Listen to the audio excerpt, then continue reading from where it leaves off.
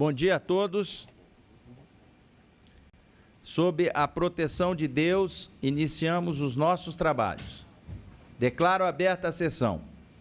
A presente sessão especial remota foi convocada nos termos do ato da Comissão Diretora 8 de 2021, que regulamenta o funcionamento das sessões e reuniões remotas e semipresenciais do Senado Federal e a utilização do sistema de deliberação remota. E em atendimento ao requerimento 238 de 2022, da nossa autoria de outros senadores, que foi devidamente aprovado pelo Senado Federal. A sessão é destinada a comemorar o Dia Internacional da Homeopatia. A presidência informa que essa sessão terá a participação dos seguintes convidados: Senhor Luiz Darcy Gonçalves Siqueira, presidente da Associação Médica Homeopática Brasileira. Senhora Karen Berenice Denis, diretora secretária da Associação Brasileira de Farmacêuticos Homeopatas. Senhor Ariovaldo Ribeiro Filho, diretor científico da Associação Médica Brasileira Homeopática. Senhora Rosana Mara Ceribelli Necha, coordenadora da Comissão de Educação da Associação Médica Brasileira de Homeopata. Senhor João Márcio Berto, coordenador da Comissão de Saúde Pública da Associação Médica Brasileira de Homeopatia. Senhora Andréia Padre, diretora científica da Associação Brasileira de Cirurgiões Dentistas Homeopatas. Senhor Marcos Julian Teixeira, pesquisador da Faculdade de Medicina na Universidade de São Paulo, USP. E senhor Ubiratã Adler, médico homeopata e docente do Departamento de Medicina na Universidade Federal de São Carlos. Em posição de respeito, convido a todos para acompanharmos o hino nacional.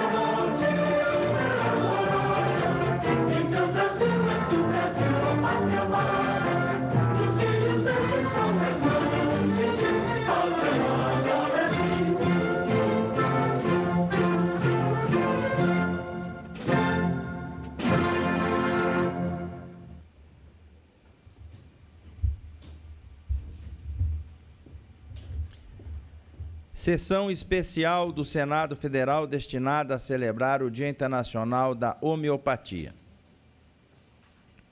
Senhoras e senhores, a sessão especial que agora se inicia objetiva celebrar o Dia Internacional da Homeopatia, comemorado anualmente em 10 de abril, e teve origem no requerimento 238 de 2022, de autoria dos seguintes senadores: Wellington Fagundes, Paulo Paim, Isalci Lucas, senadoras Mara Gabrilli, Soraya Tronic e do senador Nelsinho Trade, que vos fala, aos quais parabenizo pela tempestividade e oportunidade em sugerir pauta tão significativa do ponto de vista da saúde pública.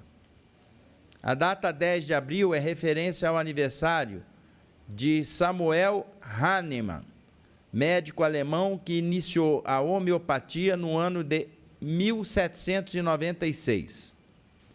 O núcleo básico da homeopatia apoia-se no reconhecimento do corpo humano como máquina mais perfeita, complexa e habilidosa, de que se tem notícia em todo o universo, superior a todas as criações das mais diversas áreas de conhecimentos estudadas pelo ser humano, incluindo a farmácia, a química e todos os outros campos provedores de terapêutica.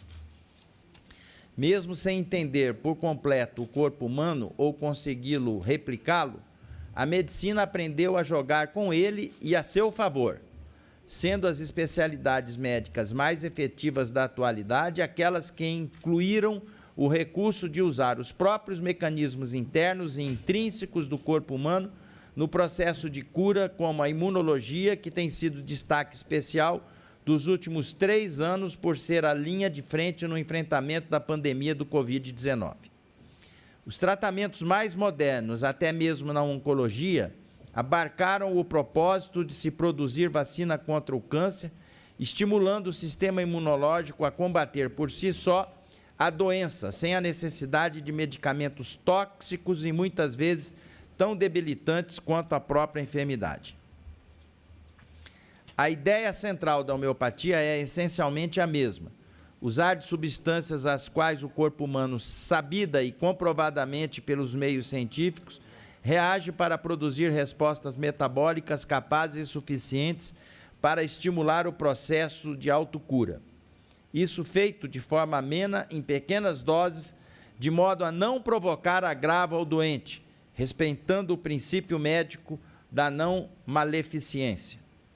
Assim como a imunologia usa de vírus vivos atenuados, inativados ou de partículas dos vírus, a homeopatia estuda compostos que, em determinada quantidade, podem causar doença em algum sistema do corpo humano sadio, reduzindo a dose a uma concentração que não seja mais tóxica, todavia capaz de ser reconhecida pelo corpo humano como indutora da determinada resposta desejada.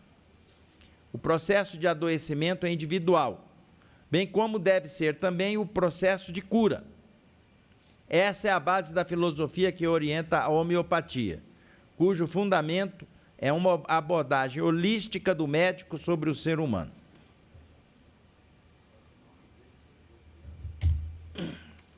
Não obstante esse caráter humano e abrangente, a homeopatia adota o método científico, sendo uma ciência devidamente reconhecida como especialidade médica pelo Conselho Federal de Medicina desde o ano de 1980. Contudo, existe, por razões não muito bem esclarecidas, um grande desconhecimento por parte da sociedade e dos profissionais de saúde em relação a essa ciência. Os estudantes da área de saúde têm pouco ou nenhum aprofundamento sobre o tema em suas grades curriculares. Apenas algumas faculdades do Brasil, em geral as mais renomadas, como é o caso da USP, têm cadeiras de homeopatia em sua grade de ensino nos cursos como de medicina, por exemplo. O desconhecido gera mistério e o mistério leva ao preconceito. Isso resume, de certa forma, a relação de descrença na homeopatia por parte de alguns operadores de saúde brasileiros. Julgo que o Brasil precisa quebrar seus preconceitos contra essa ciência, que é a homeopatia, processo que deve se iniciar entre os profissionais de saúde, especialmente entre os médicos naturais prescritores de fármacos e que, apesar de haver um Conselho Federal validando a homeopatia, resistem em aprofundar seus conhecimentos sobre o tema, refutando a validade dessa prática terapêutica, muitas vezes de forma preconceituosa e infundamentada, como costuma ser a matriz dos preconceitos. De acordo com dados do Conselho Regional de Farmácia do Estado do Paraná, na Europa, 75% da população reconhece o valor científico da homeopatia e 30% a utiliza como terapêutica. Investir na difusão do conhecimento é essencial para romper preconceitos. Essa sessão especial visa, portanto, não apenas celebrar o Dia Internacional da Homeopatia, mas também dar impulso a um processo de fortalecimento e de consolidação da homeopatia nos moldes do que ocorre na Europa. A sessão visa também dar impulso ao processo de correção dos currículos acadêmicos dos cursos medicinais, de modo a promover saúde, disponibilizando ao povo brasileiro todas as opções terapêuticas possíveis. Permitir que o paciente decida de maneira esclarecida entre as alternativas cientificamente validadas para tratar suas enfermidades é um direito fundamental, constitucionalmente protegido e abarcado pelo princípio da dignidade da pessoa humana.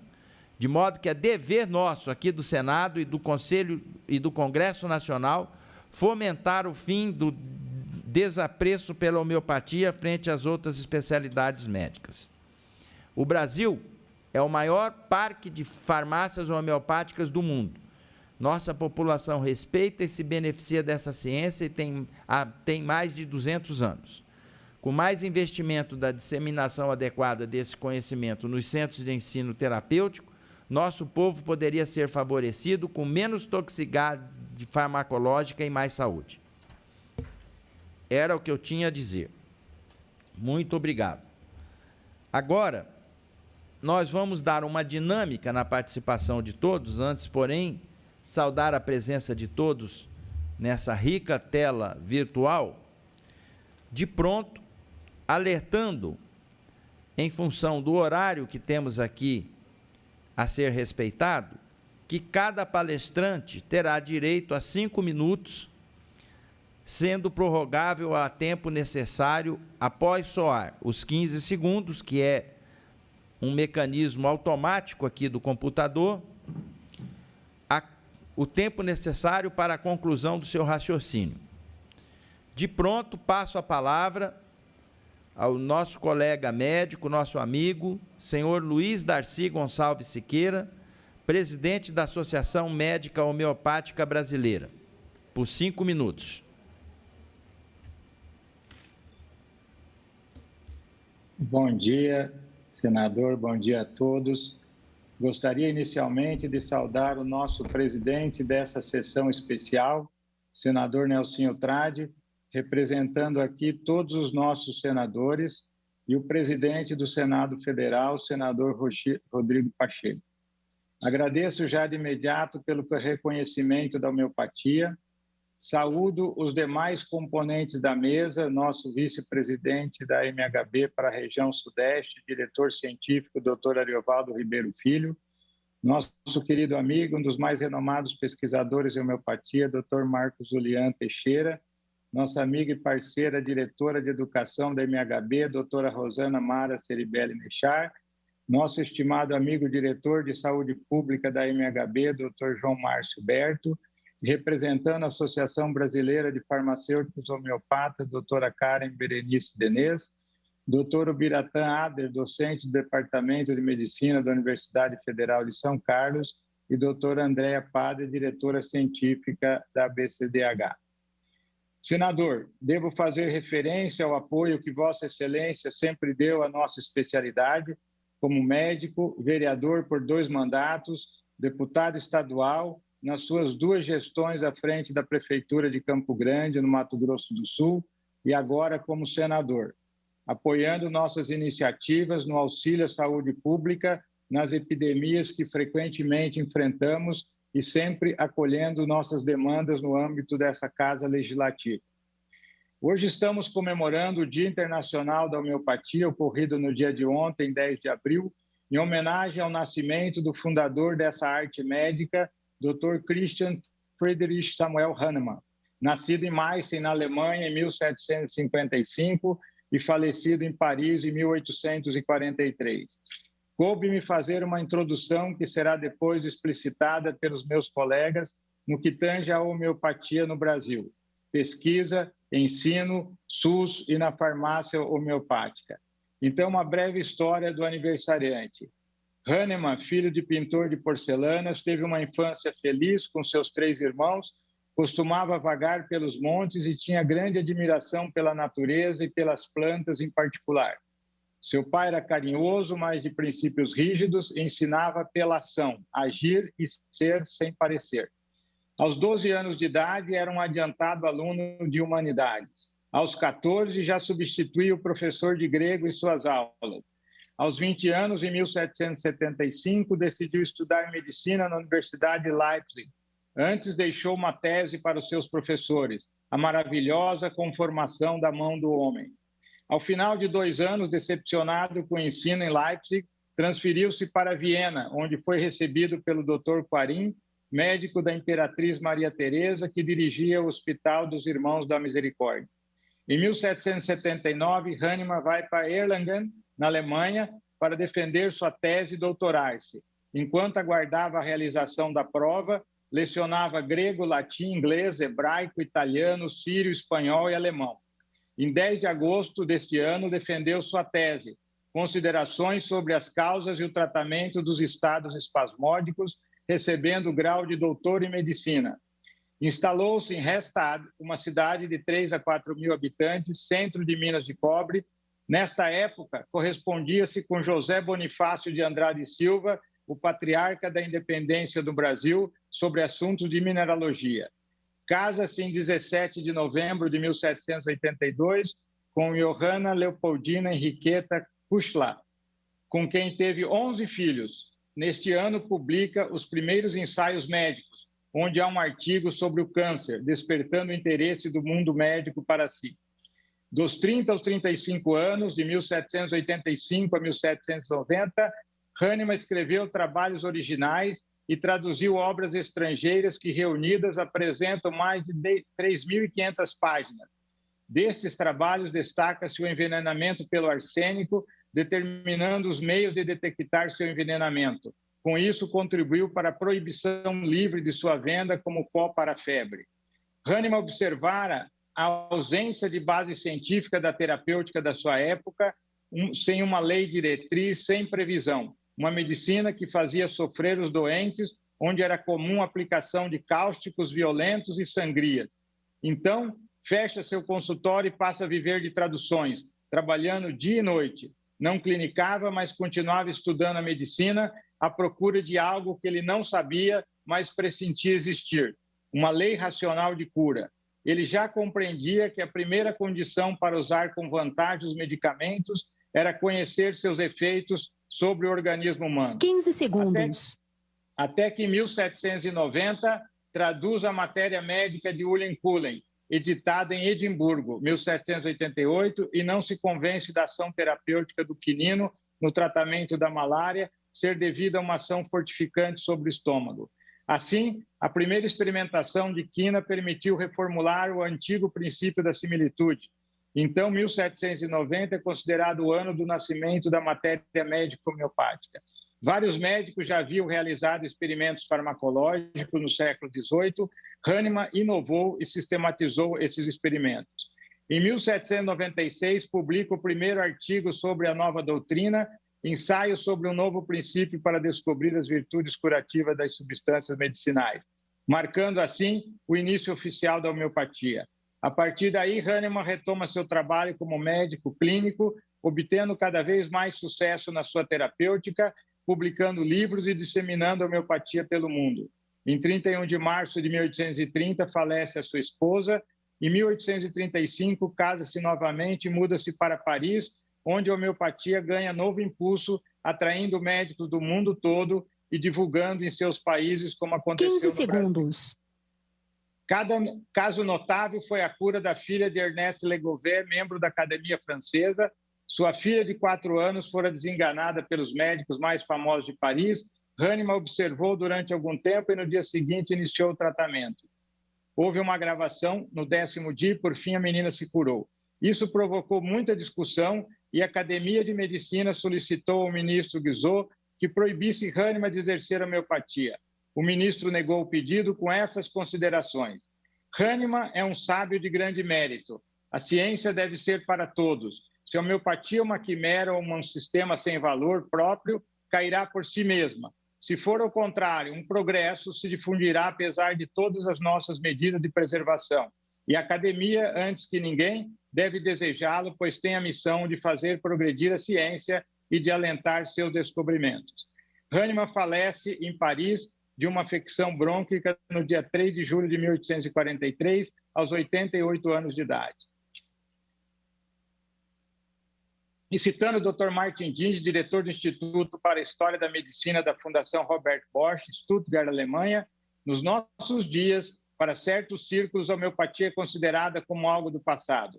Pensemos, por exemplo, no editorial do volume do The Lancet de 27 de agosto de 2005, gerador de grande controvérsia no âmbito homeopático.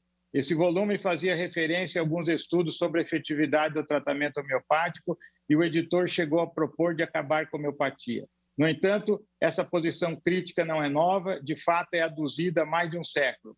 Apesar desse antigo canto fúnebre que acompanha a homeopatia, desde o seu início, o que observamos é sua plena vitalidade no mundo todo. Essa vitalidade tem diversos motivos, alguns gerais e outros específicos em cada país. Atualmente, para a assim chamada medicina baseada em evidências, o tema da documentação é muito importante. Os homeopatas podem facilmente ressaltar e defender que foi Hahnemann quem, na época, melhorou profundamente essa prática. Para Hahnemann, ao contrário, os detalhes tinham importância fundamental. Como é sabido, o formulador da homeopatia descreveu de forma precisa no Organon o exame médico e sua documentação. Hahnemann também inovou na relação médico-paciente. Por exemplo, é significativo que Hahnemann e os homeopatas em geral se interessam por todo tipo de sintomas corporais e mentais. A consideração do doente sobre todos os seus aspectos, tentando melhorar não exclusivamente seus problemas orgânicos, nos parece a atitude que dá valor autêntico à homeopatia. E cada médico homeopata deve ter em mente os alcances e limites da terapêutica que dependem de sua avaliação clínica. Por isso, a necessidade da prescrição como ato médico, sendo também a homeopatia especialidade em outras profissões da saúde, como a odontologia, a veterinária, e no campo da agronomia, sua aplicação eficaz na saúde das plantas. E como os medicamentos devem ser preparados e manuseados com todo o rigor das normativas legais, nossos farmacêuticos homeopatas transformaram as farmácias de manipulação homeopáticas do Brasil nas melhores do mundo. Mas, acima de tudo, ter em conta o respeito que devemos ter pelo paciente, pois só ele tem a chave para acessarmos o seu sofrimento. E nas palavras de Hahnemann, transcritas no primeiro parágrafo do seu livro Órgano da Arte de Curar, a mais elevada e única tarefa do médico é tornar saudáveis as pessoas doentes, o que se chama curar. A ética e respeito com nossos pares de outras 15 especialidades, que como nós labutam diariamente pela saúde de seus pacientes e parceiros, com sua expertise de outras especialidades, no acompanhamento conjunto de nossos pacientes. Finalizando, no processo de construção da homeopatia como arte e ciência no Brasil, além dos congressos brasileiros e encontros regionais, merece ser citado o Encontro Internacional de Pesquisas Institucionais em Homeopatia, o SINAPI, encontro de estudiosos e pesquisadores que foi, indubitavelmente, durante sua existência, o conclave homeopático de maior prestígio acadêmico no Brasil. Também os encontros nacionais de estudantes interessados em homeopatias, que evoluíram para as ligas de homeopatia e atualmente contamos com a especialidade na graduação e residências médicas.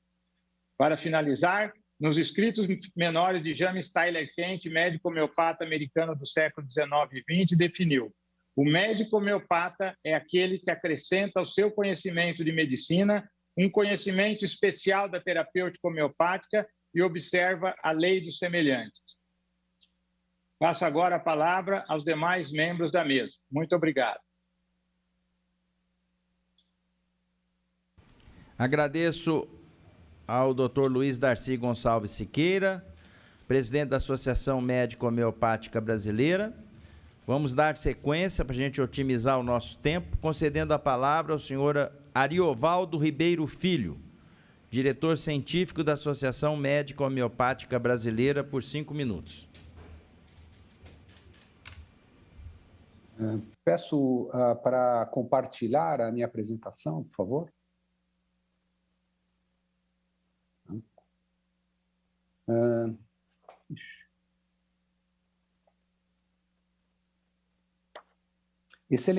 Excelentíssimo senhor senador Nelsinho Trade, excelentíssimos senhores senadores e senhoras senadoras presentes nessa comemoração do Dia Internacional da Homeopatia, integrantes da mesa, senhores servidores do Senado Federal, senhores jornalistas e demais presentes.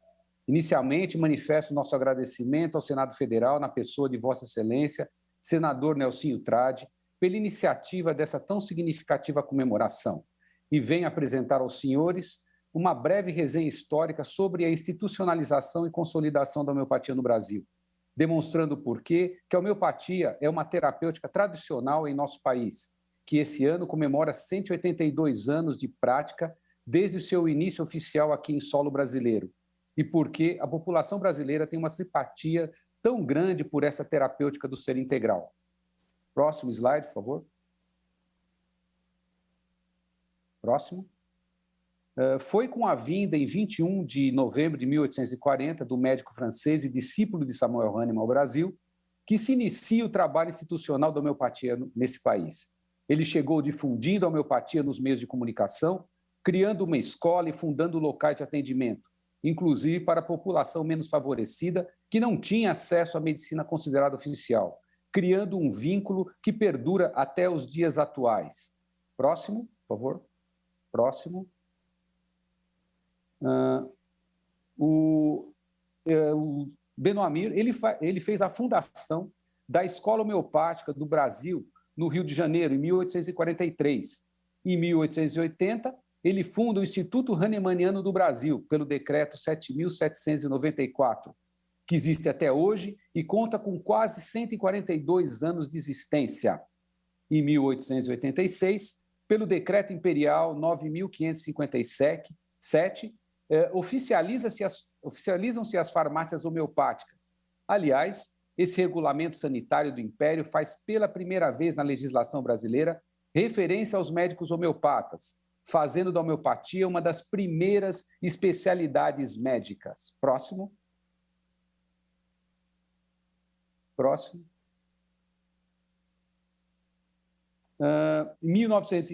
Já no século XX, em 1904, o IHB, presidido na ocasião pelo homeopata e ex-ministro da Fazenda, Joaquim Murtinho, abre dispensários homeopáticos com as já tradicionais finalidades filantrópicas da especialidade.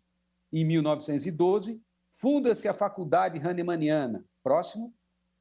1916, 10 de abril, é fundado o Hospital Hahnemanniano na cidade do Rio de Janeiro. E em 1926 é realizado o primeiro Congresso Brasileiro de Homeopatia. Próximo. Em 1936, na cidade de São Paulo, é fundada a Associação Paulista de Homeopatia, segunda entidade da homeopatia no Brasil, que conta com um dos cursos de especialização mais tradicionais do país em homeopatia e alberga a biblioteca que é referência dessa especialidade para toda a América Latina. Próximo, por favor. Próximo.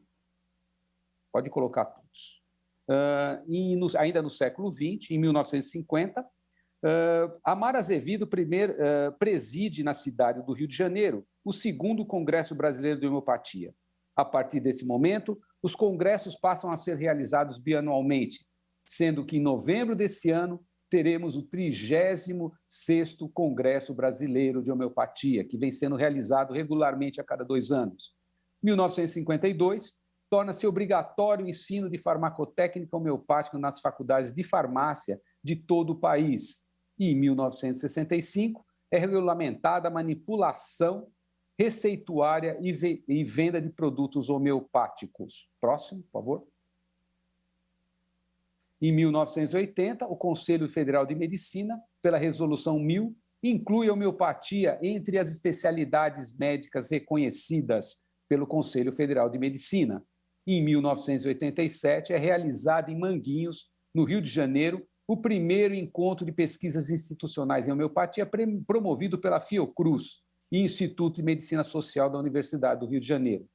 Nesse evento foi lançado o Simpósio Nacional e Encontro Internacional de Pesquisas Institucionais em Homeopatia em suas 8 edições. Os maiores nomes da pesquisa homeopática nacional e internacional passaram a se reunir para discutir modelos de pesquisa nas diferentes áreas de interesse 15 segundos. Em 1988, a Comissão Interministerial de Planejamento e Coordenação, CIPLAN, publica a Resolução 4 de 88, que fixa diretrizes para um atendimento médico homeopático nos serviços públicos, implanta e implementa a prática da homeopatia nos serviços públicos de saúde.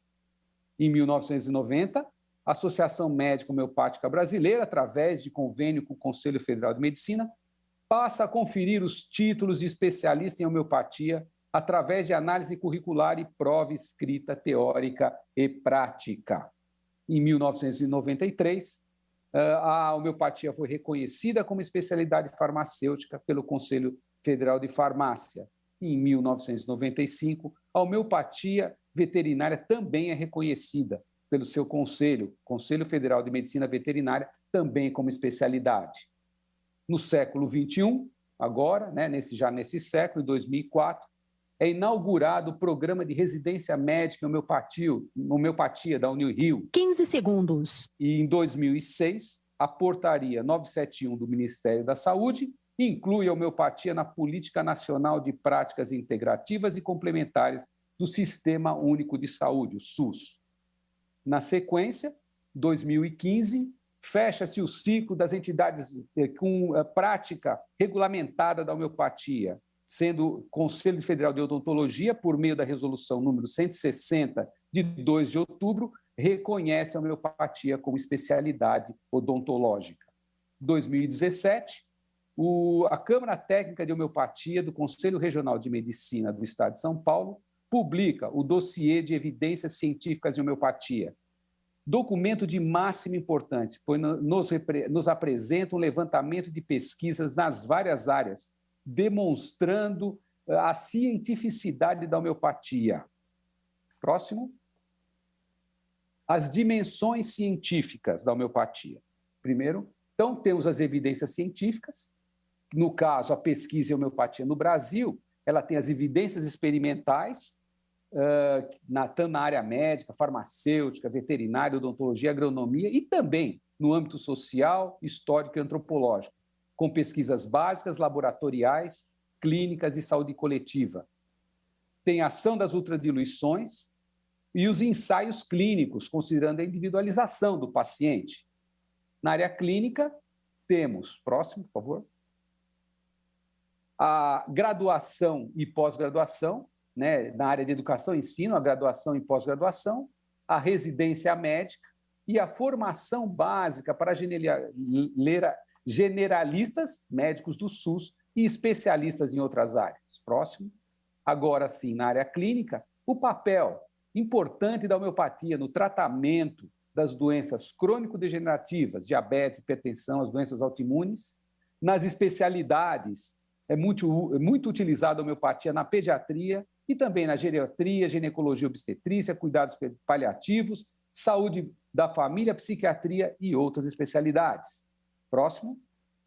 Na área de saúde pública, temos a capacitação para atuação na atenção 15 primária, segundos. secundária e terciária. As interfaces com a medicina da família e comunidade, que é uma interface muito importante, porque são duas áreas que se casam, né, na sua prática, e a profilaxia de epidemias e endemias. Próximo. Na área institucional, a demarcação do médico, lembrando que a prescrição homeopática é uma ação que requer diagnóstico clínico. Então, portanto, as áreas que prescrevem homeopatia é necessário que elas tenham essa condição do diagnóstico. O relacionamento com os meios de comunicação e difusão da homeopatia para a sociedade, esclarecimento para a sociedade, e as estratégias de defesa profissional frente às atuações das instituições anti-homeopatia e da prática leiga. Próximo. Na área de inovação e tecnologia, nós estamos muito atentos nessa área, a telemedicina, a homeopatia genômica, que é a epigenética, o uso racional da tecnologia e critérios de tratamento, sem que sejam descaracterizadas as bases da clínica do ser humano integral, os fármacos modernos, que é um estudo sempre necessário, né, dos novos medicamentos, e também atualização constante, metodológica, preconizada pelos autores e pesquisadores contemporâneos. Próximo. Próximo, por favor. A maioria dos temas citados, obviamente, serão tratados no próximo Congresso da Especialidade, o 36º Congresso Brasileiro de Homeopatia, com o tema Novos Tempos, de 11 a 15 de novembro de 2022. As autoridades aqui presentes podem se considerar, desde já, convidadas. Grato pela atenção de todos.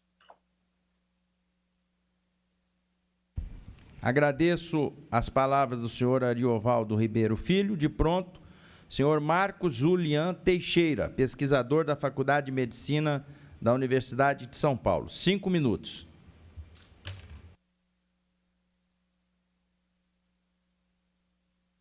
Eu peço que, por favor, coloquem a apresentação no PowerPoint.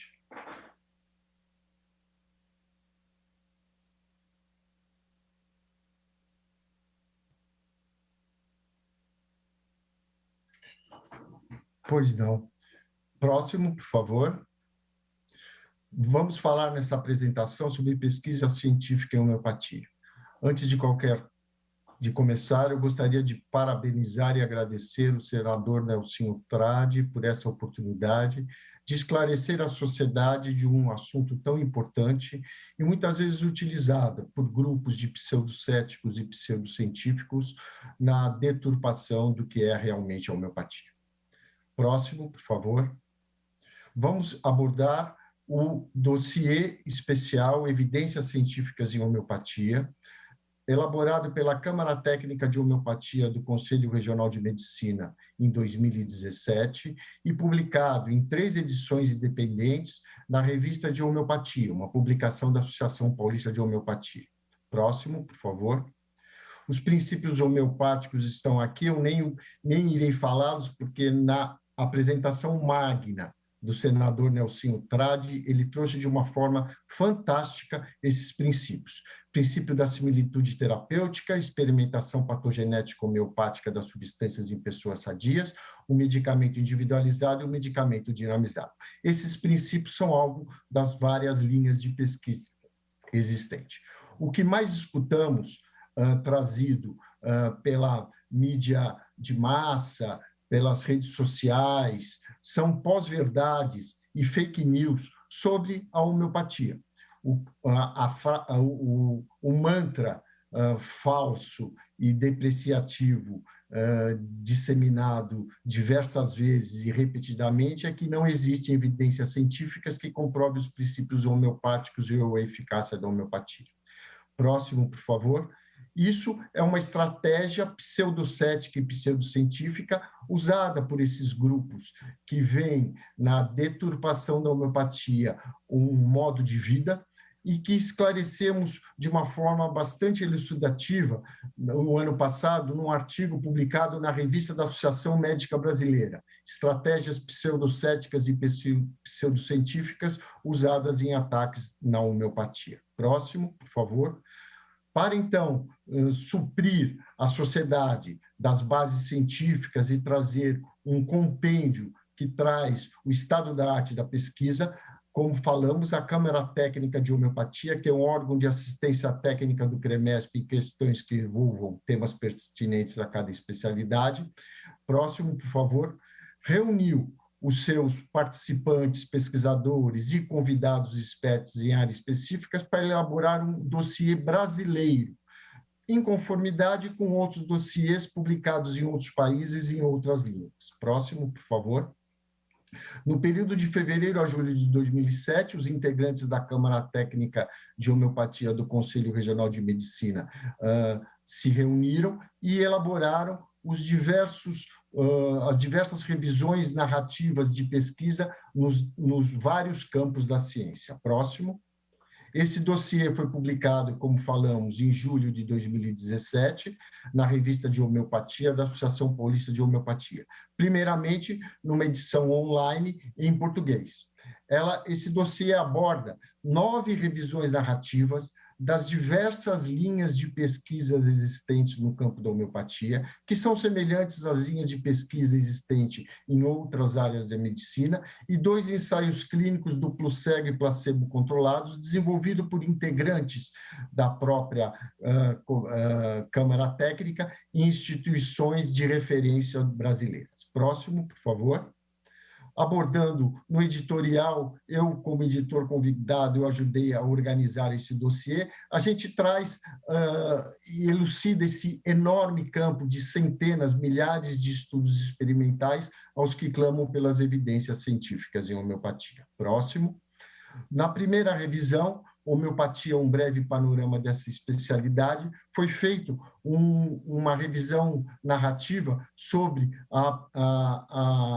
o lado histórico, social e político da homeopatia no Brasil, como o doutor Hélio Valdo apresentou num breve resumo na apresentação anterior.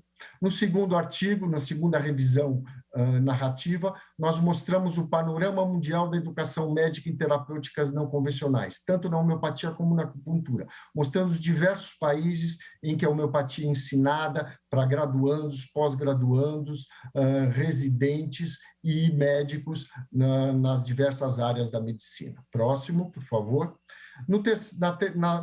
Na outra revisão narrativa, nós trouxemos a fundamentação científica do princípio de cura homeopático na farmacologia moderna. Esse é um estudo que desenvolvo há mais de 2 décadas, mostrando, através da revisão sistemática do estudo do efeito rebote dos fármacos modernos, a fundamentação científica desse princípio da similitude. Próximo, por favor. Na solidez da pesquisa básica em homeopatia, a veterinária Leonie Villano Bonamin, pesquisadora da Unip, traz as principais linhas de pesquisa existentes em animais, em plantas, em vegetais, de uma forma geral, introduzindo as próximas revisões narrativas. Próxima. No efeito de ultradiluições homeopáticas em modelos in vitro, revisão da literatura, foi trazido todos os estudos, dezenas, centenas de estudos que foram feitos em laboratório, em célula, em tecido de células, mostrando que essas ultradiluições homeopáticas, tão criticadas por esse grupo de pseudocéticos e pseudocientíficos, atua em modelos in vitro. Próximo, por favor. Do mesmo jeito, nessa revisão feita de ultradiluições 15 segundos. em plantas, nós mostramos esse mesmo efeito das ultradiluições em modelos vegetais. Próxima, por favor. Na revisão Pesquisa Clínica em Homeopatia, revisões sistemáticas e ensaios clínicos randomizados, é trazida uma revisão narrativa de todos os ensaios clínicos, duplo cego, placebo controlados e randomizados, estado da arte da pesquisa clínica homeopática, que são feitos com homeopatia, mostrando a sua eficácia e o benefício que pode trazer aos pacientes. Nesse ensaio clínico duplo cego e placebo controlado que desenvolvemos no Hospital das Clínicas da Faculdade de Medicina da USP como projeto de pós-doutorado, nós demonstramos a ação do estrogênio potencializado no tratamento homeopático da dor pélvica associada à endometriose. Foi um estudo de 24 semanas, randomizado, duplo cego e placebo controlado. Próximo, por favor. Nesse outro ensaio, desenvolvido na Unifesp, foi um estudo clínico duplo cego randomizado em crianças com amidalites recorrentes submetidas a tratamento homeopático. Próximo. Na próxima revisão, o medicamento homeopático é mostrado que ele provoca efeitos adversos ou agravações medicamentos dependentes numa revisão de ensaios clínicos duplo cego placebo-controlados. Com que proposta? Com a proposta de mostrar que ele não é uma aguinha, que ele 15 segundos. ação, só que numa quantidade de efeitos adversos mínimos quando comparados aos fármacos modernos. E nessa última revisão, onde se pergunta: o medicamento homeopático provoca sintomas involuntários aparentemente sadios? A contribuição brasileira ao debate sobre os ensaios patogenéticos homeopáticos é trazido uma revisão de todas as experimentações patogenéticas realizadas no Brasil e no mundo. Pela abrangência desse dossiê, nós tivemos um pedido enorme de entidades internacionais para que fosse traduzido ao inglês. Em setembro de 2017 foi feita a edição em inglês. Próximo, por favor, disponibilizado online também no site da Revista de Homeopatia da Associação Paulista de Homeopatia. E, como terceira edição independente, foi publicado, na sequência, uma edição impressa do dossiê, que foi distribuída para todos os conselheiros do CREMESP, para todos os pesquisadores de diversas faculdades de medicina do Brasil, assim como as entidades de classe. Próximo. Nesse ano, uma novidade, uma notícia, está saindo esse mesmo dossiê publicado na língua espanhola, em La Homeopatia de México, uma das revistas mais tradicionais de homeopatia, de pesquisa homeopática no idioma espanhol. Aqui mostrando só a abrangência e como esse dossiê foi valorizado no portal do CREMESP, mostrando a sua publicação da edição impressa. Próximo, por favor. No jornal do CREMESP também saindo a sua notícia. Próximo. No jornal da USP, quando publicamos, mostrando para a comunidade uspiana esse importante documento, esse importante dossiê que traz as evidências científicas de homeopatia. Próximo. No ano seguinte, uma matéria na Rádio USP, uma entrevista onde abordamos de novo essas evidências, em vista da grande procura desse dossiê pelos integrantes da Universidade de São Paulo. Próximo. Saiu também no portal do Conselho Federal de Medicina, anunciando a publicação. Próximo, por favor. No Comitê Europeu de Homeopatia, esse dossiê ganhou ênfase, assim como na Liga Médica Homeopática Internacional, sendo publicado tanto no seu portal como no meio de divulgação. Rapidamente mostrando as revistas científicas onde esse dossiê foi publicado, passando pelo crivo do Conselho Editorial, por revisão por pares da sua importância, anteriormente na Revista de Medicina Espanhola, aqui na Homeopathy, a principal revista de homeopatia do 15 mundo. segundos. Próximo. Na Revista da Associação Médica Brasileira, uma das mais completas revistas de pesquisa científica homeopatia, o dossiê foi publicado, por favor, voltando, por favor, o slide anterior, foi publicado como editorial. Pela importância, foi encaminhado como uma carta editor, mas o corpo editorial viu a magnitude do referido documento e publicou como editorial da edição da RAMB de 2018. Próximo, por favor. Finalizando, na História, Ciência e Saúde Manguinhos, uma revista médica científica da Fundação Fiocruz, junto ao dossiê Homeopatia na América Latina e Espanha, publicado em 2019, esse dossiê tomou o corpo da plausibilidade do modelo científico homeopático na medicina contemporânea do Brasil. Próximo, por favor.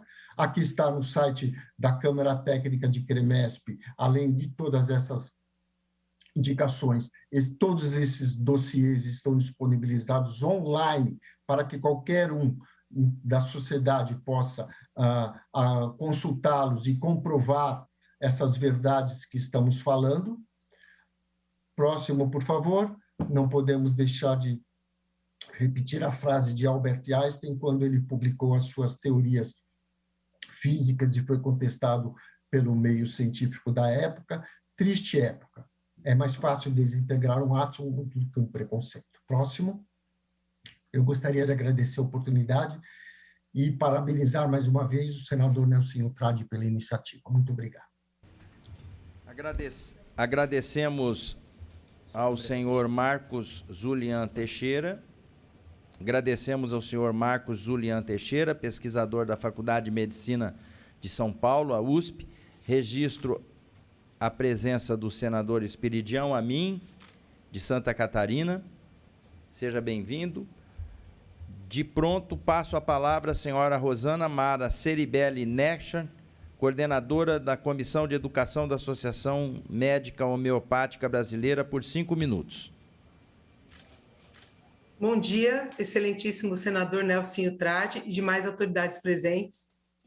Muito nos honra essa sessão especial, nesta semana comemorativa, para dar luz a essa especialidade médica, que certamente é de grande valor na resolução de alguns sérios problemas que a saúde brasileira enfrenta na atualidade. Eu represento a Comissão de Educação da Associação Médica Homeopática Brasileira, que vem desenvolvendo um trabalho importante, objetivando a inserção da homeopatia na formação médica, considerando a importância da aplicação de conceitos fundamentais próprios desta racionalidade médica, incluindo especialmente a abordagem integral na saúde, que certamente resulta em boas práticas para a saúde da população brasileira. Em um breve panorama, nós temos a seguinte situação atual do ensino da homeopatia no Brasil. Começando a nível de pós-graduação. Existem 4 serviços de residência médica. Em ordem dos mais antigos para os mais recentes, temos a Unirio, no estado do Rio de Janeiro, que oferta residência médica na universidade, Hospital Público Regional de Betim, em Minas Gerais, Universidade Federal do Mato Grosso do Sul, em Campo Grande, Mato Grosso do Sul, e mais recentemente, desde janeiro deste ano, a implementação no Instituto Capixaba de Ensino, Pesquisa e Inovação em Saúde, em Vitória, no Espírito Santo. Registramos aqui, com muita satisfação, a aprovação e oficialização das matrizes de competências dos programas de residência médica em homeopatia pela Comissão Nacional de Residência Médica, instância do MEC, em setembro de 2021. Ainda a nível de pós-graduação, a Associação Médica Homeopática Brasileira, através de sua Comissão de Educação, tem organizado e apoiado nos últimos anos as atuais 14 entidades formadoras presentes nas diversas regiões do Brasil, que ofertam a especialização homeopática aos profissionais graduados em medicina. São pós-graduações lato sensu, que seguem as diretrizes curriculares da Associação Médica Homeopática Brasileira. Agora, com relação à presença da homeopatia na graduação médica, conforme muito bem destacou o senador Nelsinho Trade no início de sua fala, nós temos poucas universidades e faculdades de medicina que contemplam em suas grades curriculares a homeopatia como disciplina regular, e a ignorância certamente leva ao preconceito. Algumas escolas médicas têm a iniciativa de oferecer aos estudantes de medicina a homeopatia como disciplina eletiva ou optativa, de forma isolada ou em conjunto com outras disciplinas, de medicinas e práticas integrativas, por exemplo. E outra situação em que o futuro profissional médico pode tomar conhecimento sobre a homeopatia e seus princípios e métodos terapêuticos é através das ligas acadêmicas, que são atividades extra-classe que costumam ter ações voltadas para a promoção da saúde, educação e pesquisas. Mas são iniciativas criadas pelos próprios acadêmicos de medicina, com professores e profissionais que se interessam por determinados temas. Pode se limitar a um ano letivo ou se renovar nos anos seguintes. Bem, no Brasil, em um levantamento recente, estima-se que existam atualmente em torno de 15 ligas acadêmicas atuantes, específicas da área homeopática, e também onde a homeopatia é abordada associada a outras ligas acadêmicas, como medicina integrativa, de saúde e espiritualidade. A MHB, através da sua Comissão de Educação, entende que a homeopatia, sendo uma das 54 especialidades médicas reconhecidas pelo Conselho Federal de Medicina, Associação Médica Brasileira, desde 1980, não deva ficar fora do currículo das escolas médicas, mas sim ocupar os espaços acadêmicos, inclusive pelo direito dos estudantes de medicina, que na maioria das vezes saem de suas faculdades de ciências médicas sem conhecer esta ciência médica, já tão utilizada pela população. Com sua racionalidade própria, temos a convicção de que a inserção oficial da homeopatia nas universidades e faculdades de medicina, de uma forma mais abrangente, facilitará a resolutividade de algumas questões problemáticas que vivenciamos, como, por exemplo, na área da saúde, a fragmentação do ato médico, a perda de qualidade na relação médico-paciente, a introdução precoce da especialização, levando à segmentação de conteúdos e tendo tudo isso como consequência a elevação de custos na área da saúde cada vez maior.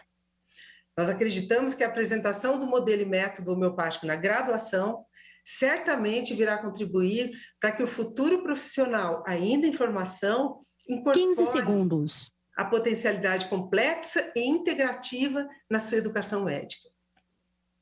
Ao reconfigurar o processo de saúde e doença, no paradigma homeopático, permitirá que o estudante de medicina tenha a visão sistêmica que articula as dimensões biológica, psíquica e social tão necessária no atendimento à população. E assim promoverá profissionais médicos habilitados a interagirem e interferirem de forma global, refletindo na qualidade e na eficácia dos serviços prestados à população. Finalizo aqui minha fala enfatizando a importância na formação médica, inclusive pela consonância dos preceitos homeopáticos com os princípios do Sistema Único de Saúde, que meu colega da Comissão de Saúde Pública logo mais discorrerá, que são a integralidade, que é a compreensão do sujeito enquanto unidade hierarquizada e indivisível, não sujeito à limitação de recortes patológicos, em detrimento da compreensão do processo de saúde e doença. O outro princípio é a equidade, que é dimensionada na atenção às necessidades da saúde da população, respeitando as diferenças individuais. E, finalmente, a universalidade, que é a garantia democrática do acesso a essa racionalidade enquanto direito de exercício de cidadania. Eu me despeço com gratidão por essa grande oportunidade. Muito obrigada.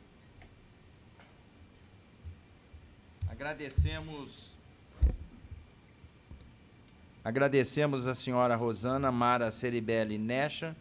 Com a palavra, o senhor João Márcio Berto, por 5 minutos, coordenador da Comissão de Saúde Pública da Associação Médica Homeopática Brasileira. Gostaria de agradecer a presença, dar meu muito bom dia a todos, em especial a Vossa Excelência, né, senador Nelsinho Trade, por essa oportunidade. Por favor, a apresentação. Então, vou falar rapidamente, né, sobre algumas aproximações, para não dizer uma simbiose, né, entre a homeopatia e SUS. Próximo, por favor. Eu gosto sempre de começar com essa definição do Ministério da Saúde, que está contida no caderno de atenção básica número 27, né, que consta das diretrizes do NASF. Então, a homeopatia deve ser compreendida como um sistema médico complexo que tem como lei fundamental a cura pelo semelhante. Inclui a semiologia, diagnose e terapêuticas próprias, embora compartilhe fisiologia e anatomia com a medicina moderna. A homeopatia contempla uma abordagem integral e dinâmica do processo de saúde e adoecimento, com ação no campo dos agravos, promoção e recuperação da saúde. Ela é bem ampla e contempla praticamente tudo. A próxima, por favor. Dessa feita, podemos ver pela própria definição que a homeopatia consta, ela se aplica tanto nas prevenções, né, que quando a gente fala de SUS, da prevenção primária, secundária, terciária e quaternária, ressaltando que a prevenção quaternária, tão afeito, né, da medicina de família e comunidade da atenção primária à saúde, é aquela que busca prevenir os males que a própria medicina faz com os tratamentos e com os métodos diagnósticos. E a homeopatia, isso tem vários estudos mostrando quão bem ela faz nessa parte. Próximo, por favor. Por isso, a homeopatia... pode voltar um pouquinho? Volta um, por favor. Isso. Então, a homeopatia, ela nisso pode se inserir em todos os níveis de atenção. Na atenção primária, na atenção secundária e terciária do SUS. Sendo que a atenção primária é o local mais similitude que tem com a homeopatia. Vamos falar um pouquinho à frente. Próximo, por favor. Rapidamente, que já foi falado, a homeopatia já está presente no SUS há muito tempo, né? E bem antes da Política Nacional de Práticas Integrativas Complementares, e queria ressaltar que foi por causa do sucesso dessa implantação anterior que veio o próprio movimento de formulação, né, da Política Nacional, junto com o apoio da OMS, Organização Mundial de Saúde, um documento que eles lançaram em 2002. Em 2004, foi feito um Fórum Nacional de Homeopatia, que foi a base para a formulação da PNPIC, Política Nacional de Práticas Integrativas. Inclusive, as diretrizes homeopáticas da Política Nacional de Práticas Integrativas são ótimas, são excelentes, porém, nunca foram postas a serviço, nunca foram postas em prática. E desde então, a homeopatia cresceu muito pouco em relação às demais práticas. Então, por que isso? Tem a ver um pouco com esse preconceito e sobre a falta de financiamento na saúde pública das pesquisas de homeopatia, que é tão difícil. O Dr. Marcos vê como é difícil fazer pesquisa, né, em homeopatia e conseguir financiamento. Parece que de 2006 até hoje foi 1 ou 2 editais apenas para essa área, né, além da presença dos preconceitos. Porém, já foi comprovado, conforme a fala, né, do próprio senador, no início, que através do esclarecimento e de oportunidades como essa, a gente consegue desfazer esses preconceitos, que não é fácil, como o Dr. Marcos falou, mas que a partir do momento que a gente explica o que é homeopatia da forma adequada, e não que muitas vezes é veiculada, da forma adequada, a pessoa passa a ser um apoiador. Próximo, por favor. Pode passar o próximo. Considerando alguns conceitos, né, da atenção primária à saúde, do SUS, e sobretudo da equipe de saúde da família, né, que a doutora Rosana mencionou, o princípio de universalidade, integralidade, da equidade, né, que é aquilo que significa tratar diferente os diferentes, que a gente pode traduzir por uma individualização do cuidado, da atenção. Né? A lógica do cuidado, não só do diagnóstico, do tratamento frio, é do cuidado, é de estar ali junto. As idiosincrasias das pessoas, a idiosincrasia da população, da comunidade, como aquelas pessoas reagem a determinadas situações, cada um reage de uma forma diferente. O vínculo criado, o vínculo longitudinal, que não se acaba quando termina o tratamento, é um vínculo de vida. O aspecto contra-hegemônico, o paradigma, que é diferente do paradigma hospitalar reinante até então, onde é baseado na tecnologia dos exames, do achar uma doença e aí tratar, e fim de papo, se não achar a doença, não existe.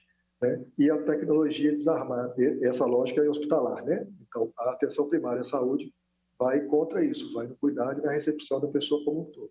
E a tecnologia desarmada, que é uma tecnologia complexa, que ela é baseada no humano e não no aparelho. O aparelho ajuda, ele é necessário, porém não é tudo. Então, a prioridade, o início deve ser essa tecnologia. Próximo, por favor. O que é mais interessante é que todos esses... Não, pode voltar, é aquele mesmo. Está aqui, né? A homeopatia também possui todos esses preceitos. Então, 15 segundos. Uma comunhão entre a homeopatia e a atenção primária à saúde, medicina de família e comunidade, né? E é isso que eu quero mostrar, como isso já é muito junto, né? Próximo, por favor. E é muito... Pode passar o próximo? Isso. Nesse conceito, né? No paradigma, que resume bem o paradigma da atenção primária... Não, volta um. Paradigma da atenção primária e da homeopatia, que é o illness versus o disease. Né? Em inglês são 2 palavras, mas em português são traduzidos como doença. E daí dá confusão. Disease significa doença orgânica, é palpável, né? No corpo, da química, aquela que a gente palpa e vê nos exames. A illness é a doença que traduz como sofrimento, como a pessoa reage àquilo, como ela sente aquilo, e nem sempre existe uma conexão com o corpo físico. E é disso que trata a maioria, imensa maioria da procura pelo serviço médico. Então, a gente precisa, no serviço público, de profissionais que olhem para esse lado também, talvez até no primeiro momento, sem abrir mão do segundo, do disease. E a homeopatia, a atenção primária, olham a illness, olham o que está atrás daquela queixa, olham a pessoa.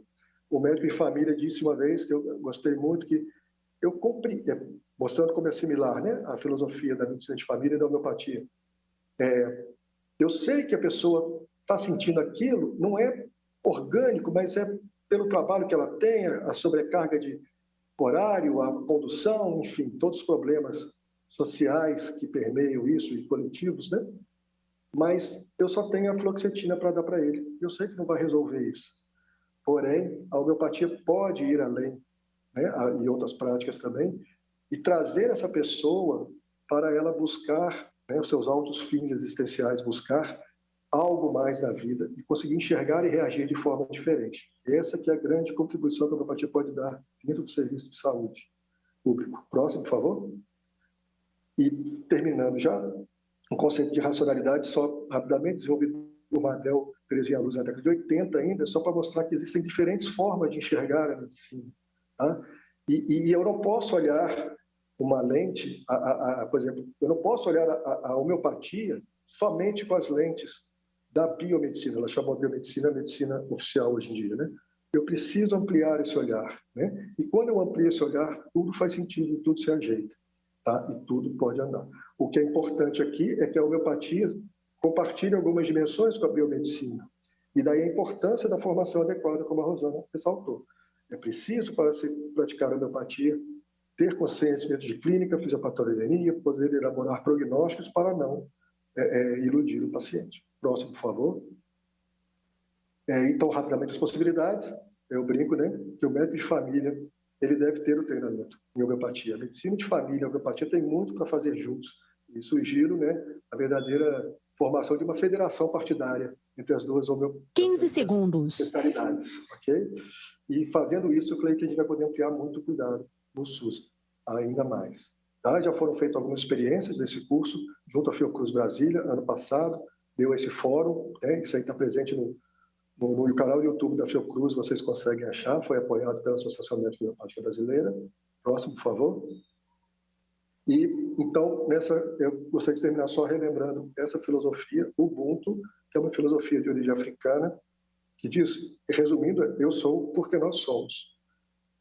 Então, quem se investe do espírito público, aquele que quer servir o próximo, tem que compreender que só temos realmente o resultado se todos forem contemplados, né? Não adianta eu dizer que sou feliz se não estão todos felizes. E é essa busca que a gente tem que fazer. Ok? Muito obrigado. Passa a palavra. Muito obrigado. De pronto, passo a palavra à senhora Karen Berenice Denis, diretora secretária da Associação Brasileira de Farmacêuticos Homeopatas. 5 minutos.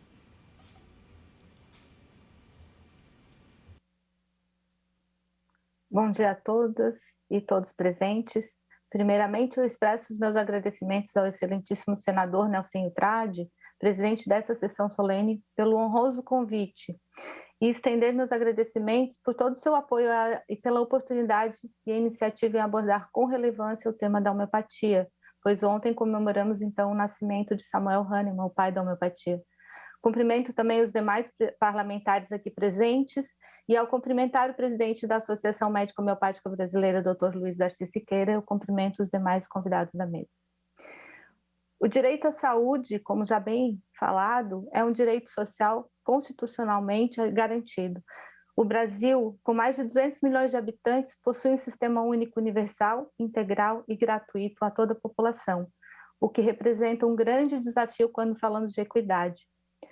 Quando abordamos os princípios do nosso Sistema Único de Saúde, estamos falando de justiça, justiça social, na qual podemos promover o acesso a toda a população a uma especialidade como a homeopatia, que foi facilitado pela Política Nacional de Práticas Integrativas e Complementares, a PNPIC, implantada em 2006, que promoveu este acesso.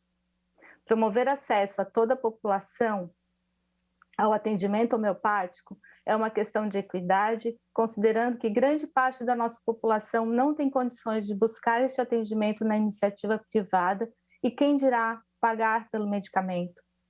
Cabe ressaltar que essa busca na iniciativa privada aparece de maneira crescente, ou seja, há uma demanda por parte da população para essa opção terapêutica. Após a institucionalização do SUS como política pública, nasce a Política Nacional de Medicamentos, publicada em 1998, que se tornou uma realidade para a inclusão da assistência farmacêutica e é parte integrante e essencial da Política Nacional de Saúde.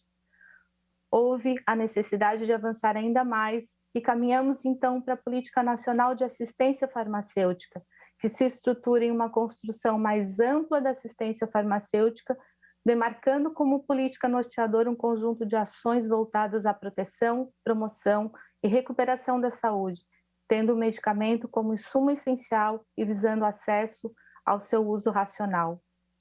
Hahnemann, em seu legado homeopático, partindo do princípio vitalista como uma racionalidade em saúde, nos proporcionou também a possibilidade de usar medicamentos que atuassem sobre este princípio, deixando descrito toda a sua farmacotécnica, base da farmacopeia homeopática brasileira, que descreve como devem ser preparados esses medicamentos e com qualidade.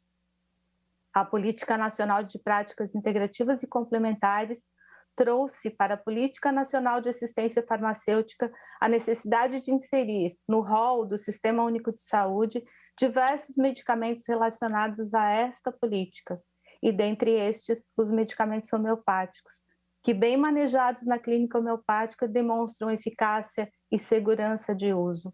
Os medicamentos homeopáticos têm poucos efeitos colaterais e o uso de altas potências é livre de efeitos tóxicos. Outro ponto importante, além da sua eficácia clínica e segurança terapêutica, é o seu baixo custo, sendo mais um dos pontos que auxilia na sustentabilidade do nosso Sistema Único de Saúde. As políticas já citadas anteriormente regulamentam o acesso ao medicamento no Sistema Único de Saúde, no qual o nosso padrão ouro de assistência farmacêutica em homeopatia seria a possibilidade de implantarmos em todos os municípios uma farmácia para tal manipulação, que poderia ou não ser compartilhada com outros medicamentos que também compõem a PNPIC. Uma outra possibilidade a ser estudada seria a estruturação de um programa de consórcios intermunicipais ou interestaduais para acesso desses medicamentos. Mas, se nesse país continental não conseguirmos alcançar os pequenos e longínquos municípios, há ainda a possibilidade da parceria público-privada, considerando que o Brasil é o país com o maior número de farmácias homeopáticas no mundo, como já citado anteriormente por Vossa Excelência, senador Nelsinho Trade, com mais de 1.000 farmácias estabelecidas dentro das regras sanitárias do país e com um movimento farmacêutico homeopático forte, liderado também pela Associação Brasileira de Farmacêuticos Homeopatas desde 1990, e com crescente capacitação farmacêutica, incentivando cada vez mais a inserção da homeopatia nos cursos de graduação e pós-graduação nessa área. Importante também que esse farmacêutico dentro do Sistema Único de Saúde seja habilitado em homeopatia conforme a resolução do Conselho Federal de Farmácia, para atuar como responsável sobre os medicamentos homeopáticos, além de exercer um papel fundamental na relação prescritor-farmacêutico-paciente, pois as orientações para o uso do medicamento são inerentes às particularidades da terapêutica homeopática. Mas porque ainda não conseguimos avançar suficientemente se esses medicamentos podem estar disponibilizados no Sistema Único de Saúde e se há divisão de responsabilidades pelo seu financiamento. Eis algumas questões que precisamos refletir. As contínuas dificuldades nos processos de programação e aquisição de medicamentos, os problemas nos processos licitatórios e, consequentemente, desabastecimento desses medicamentos, principalmente nos pequenos municípios, a falta de um debate amplo e de proposições para resolver essa questão nas diversas esferas públicas, a necessidade de sensibilizar, e eu creio que essa seja uma das principais questões que precisamos refletir, por meio de ferramentas de qualificação, os gestores e trabalhadores do Sistema Único de Saúde sobre esta prática médica. Necessidade também de ampliação da política de educação permanente e definição de um plano macro para assistência farmacêutica e homeopatia. É o momento de integrar todos os saberes a favor dos usuários do Sistema Único de Saúde. É momento de focar nas novas propostas dessa tecnologia leve e traçar metas para o desenvolvimento e qualificação da área, de forma a garantir efetividade contínua nas ações estratégicas da assistência farmacêutica e homeopatia no Brasil. Pois nada adianta termos excelentes prescritores se não tivermos excelentes medicamentos e promovermos o seu uso racional. Muito obrigada.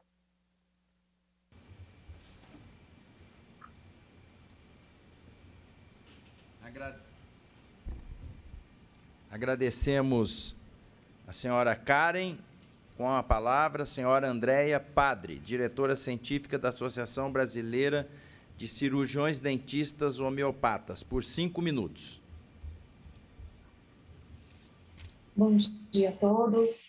Gostaria de cumprimentar o presidente da mesa, o senador Nelsinho Trade, demais parlamentares, colegas das associações homeopáticas brasileiras, jornalistas, e parabenizar o senador Nelsinho Trade por essa iniciativa, por essa sessão especial em celebração ao Dia Internacional da Homeopatia, nascimento do nosso querido Samuel Hahnemann.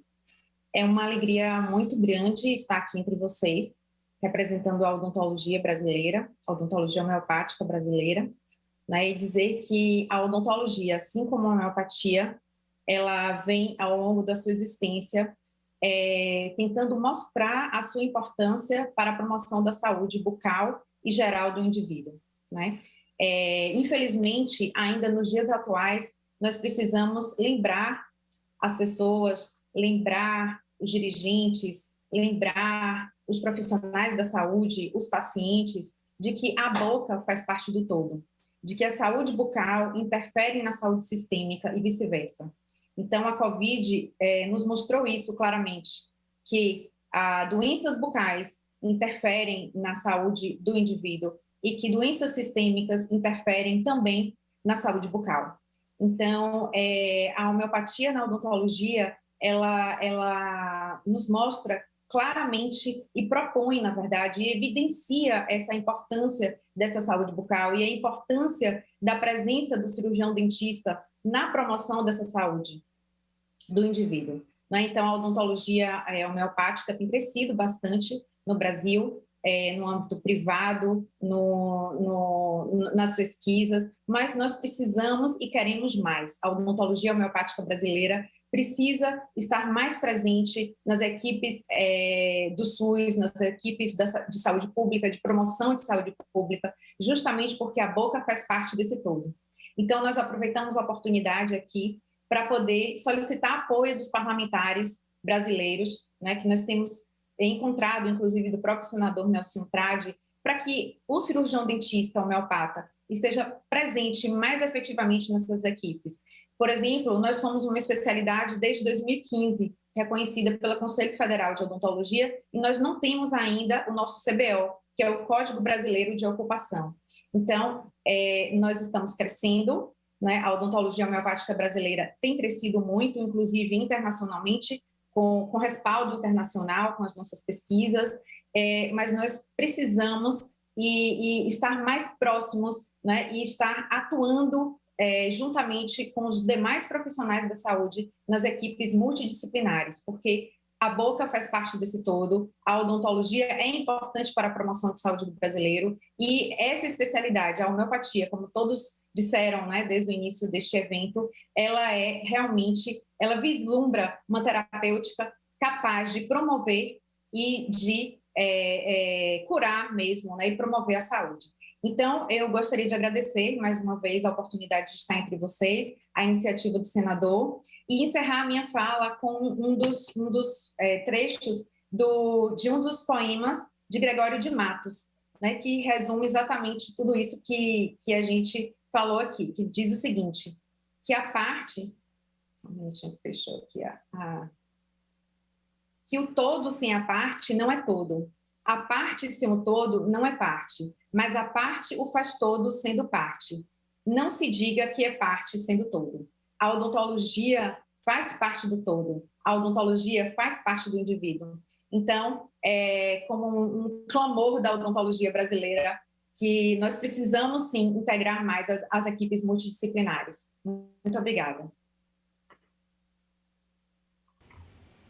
Agradecemos a senhora Andréia Padre. De pronto, senhor Ubiratã Adler, médico homeopata e docente do Departamento de Medicina da Universidade Federal de São Carlos. Bom dia a todos. Eu gostaria também de agradecer o período e o espaço que o Senado Federal está nos proporcionando, em especial o senador Nelsinho Trade, Gostaria de cumprimentar os colegas homeopatas aqui, que já conheço alguns de longa data. E tenho um pouco aqui a acrescentar, porque os colegas já comentaram. Então, eu gostaria de lembrar a história de um médico alemão, pesquisador, que enfrentou dificuldades em relação à sua pesquisa, né, no tempo dele. Só que eu não vou falar do Hahnemann, não. Eu vou pedir uma licencinha para comentar sobre o Robert Koch, que, como nós sabemos, é o pesquisador que fez o link entre uma bactéria e a doença tuberculose. E esse link, essa relação de causa e efeito, está completando 140 anos, porque foi justamente em 24 de março, agora, né, há 140 anos atrás, que ele defendeu essa tese, apresentou as conclusões das pesquisas dele perante a Sociedade de Fisiologia da época, lá em Berlim, na Universidade de Charité. E o Koch, ele recebeu aplausos e decorações, etc. Porém, ele também foi recebido com bastante ceticismo na ocasião. E ele, um dos céticos mais famosos, havia sido inclusive um professor dele, todos nós da área de saúde já estudamos ou ouvimos falar de Virchow, né, o famoso patologista, que se opôs na concepção do Virchow, os micro-organismos não seriam capazes de transmitir doenças. As células, somente entre elas mesmas, poderiam transmitir as doenças. A própria célula adoecida, no seu processo de multiplicação, transmitiria essa doença. Então, vocês veem que o Robert Koch, né? O Heinrich Robert Koch, que havia começado as suas pesquisas graças a um microscópio que ele ganhou da esposa, né? E depois comprou outro e foi aperfeiçoando, mas ele ganhou o primeiro microscópio dele da esposa. Enfrentou uma dificuldade grande, que é comum, né? Você apresenta uma ideia nova, uma ideia que é uma evolução, e ela se baseia ainda em princípios não totalmente esclarecidos. É comum que haja uma resistência, a gente pode compreender isso. Bom, voltando aqui para o Samuel, que é o nosso caso, nosso patrono, né? O Samuel Hahnemann, a Johanna, né, a esposa dele, não tinha condições naquela ocasião, quando eles casaram, de dar para ele um espectrofotômetro. E tecnologia recentemente desenvolvida, né? Mas, hoje em dia, não deveria ser mais um problema, mais uma questão, se as ultradiluições homeopáticas contêm, né, alguma coisa diferente de água, né? Que frequentemente a gente ouve esse argumento com relação à homeopatia, que ela é implausível porque você estaria dando nada para o seu paciente, para o seu... enfim. E aí a gente já tem evidência hoje suficiente para quem quiser consultar, como bem lembrou aí o Julian, são centenas de estudos mostrando que as ultradiluições são diferentes dos controles de solução salina, enfim. Então, na época do Koch, já se sabia que existiam micro-organismos. A questão era conseguir mostrar que um determinado micro-organismo que fosse identificado era capaz de causar uma determinada doença, e o Koch conseguiu fazer isso brilhantemente em relação à tuberculose e outras doenças. O nosso problema em relação à homeopatia deveria ser o passo seguinte, já que nós temos aí centenas de evidências, estudos muito bem conduzidos de pesquisa básica, mostrando que as ultradiluições homeopáticas são diferentes, né? Que tem traços, inclusive, hoje, com o advento da nanotecnologia, né? A gente pode identificar, inclusive, né, nanopartículas do medicamento nessas ultradiluições homeopáticas. O nosso problema é mostrar a efetividade, né? Mostrar que aquela medicação ultramente, né, tão diluída assim consegue ser efetiva e em quais condições de saúde. Nesse caso, nós temos vamos dizer assim, dezenas de estudos no decorrer das últimas décadas que favorecem a ideia de que a homeopatia é diferente do placebo e é efetiva em algumas condições. Não são muitos estudos, é verdade, a gente também tem que admitir que não são muitos estudos. Mas a gente tem que olhar um pouquinho também para o panorama da pesquisa clínica que tem predominado nas últimas décadas.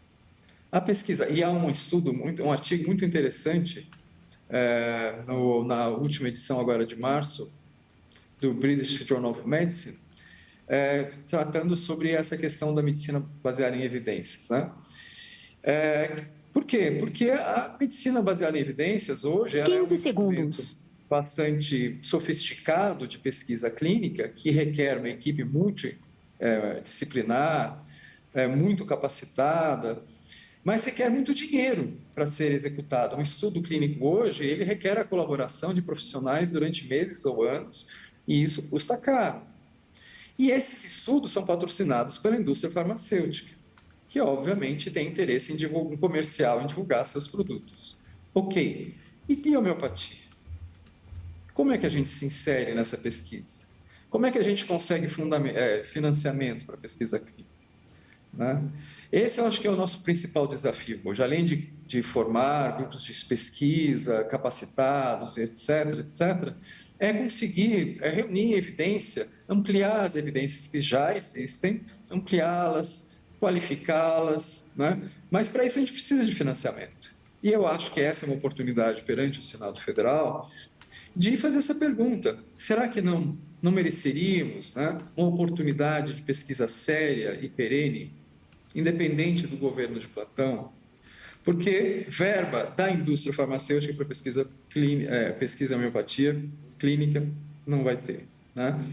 Então, a gente trabalha na base de colaboração, né? De amizade, de colaboração, de equipes profissionais qualificados, mas que trabalham sem remuneração, com medicamentos muitas vezes doados. Então, é uma questão a se pensar. E a outra, aí a gente pensa no para quê? Bom, para que eu vou fazer se a gente tem a medicina convencional já tão bem organizada? Mas ela já resolveu todos os problemas, né? Ela já resolveu os problemas das doenças crônicas não transmissíveis? E a que preço essas soluções estão no mercado? E a que preço do ponto de vista de eventos adversos, como bem colocou aqui os nossos colegas, bem colocaram nossos colegas antes de mim? Então, o Brasil tem um sistema de saúde tão bem organizado, né? Mas a gente sabe que ele é subfinanciado e sobrecarregado. Esperar que esse sistema produza pesquisa, a gente tem trabalhado com o SUS, mas sem apoio é muito difícil. A gente gostaria muito de levar essa questão adiante, né? De como a gente conseguiria montar realmente um fundo de pesquisa independente da indústria, né? Que garantisse aos pesquisadores homeopáticos essa possibilidade de evidenciar, de testar, de investigar de uma maneira séria e comprometida, seguindo as regras. Nós somos uma medicina que foca realmente no doente e não na doença. Mas se a gente reunir uma série de doentes, a gente consegue uma casuística que permite avaliar um tratamento homeopático, mesmo que individualizado, se for o caso, para uma condição clínica. Mas para isso, sem apoio, 15 segundos. Fica complicado, né?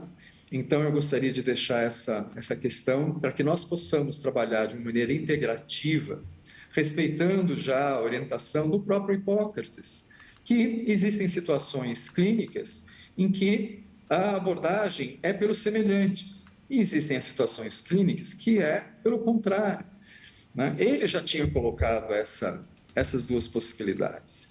Quando a gente não consegue afastar a causa de uma determinada situação clínica, essas são as abordagens que nós temos hoje em dia, pelos semelhantes e pelos contrários. Por que extinguir a possibilidade de tratamento pelos semelhantes, né? Se ela pode ser efetiva, se ela pode ser suave, se ela pode trazer um resultado talvez mais duradouro, né?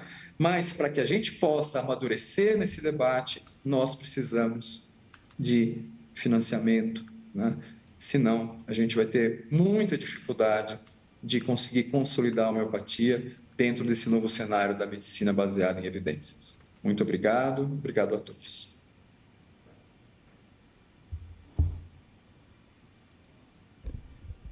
Agradecemos a participação do Dr. Ubiratã. Cumprida a finalidade dessa sessão, antes de encerrá-la, pergunto se alguém gostaria de fazer alguma consideração final. Presidente Luiz Darcy, para fechamento derradeiro.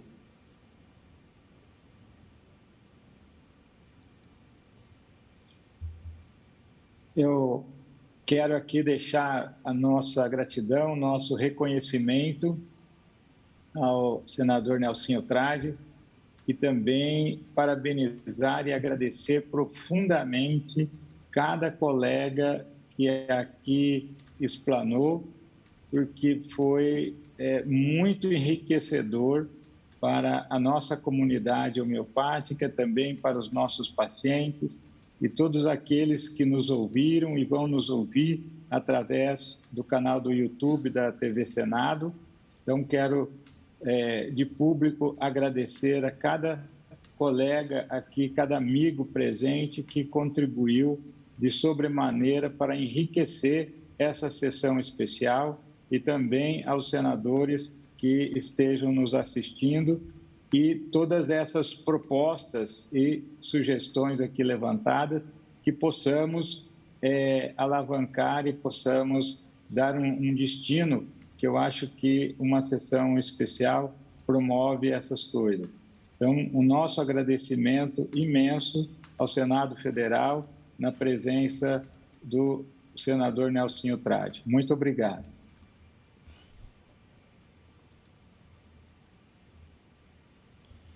Agradecemos a fala derradeira do presidente Luiz Darcy Gonçalves Siqueira. Mais uma vez, ressalto que foi cumprida a finalidade dessa sessão especial remota do Senado Federal.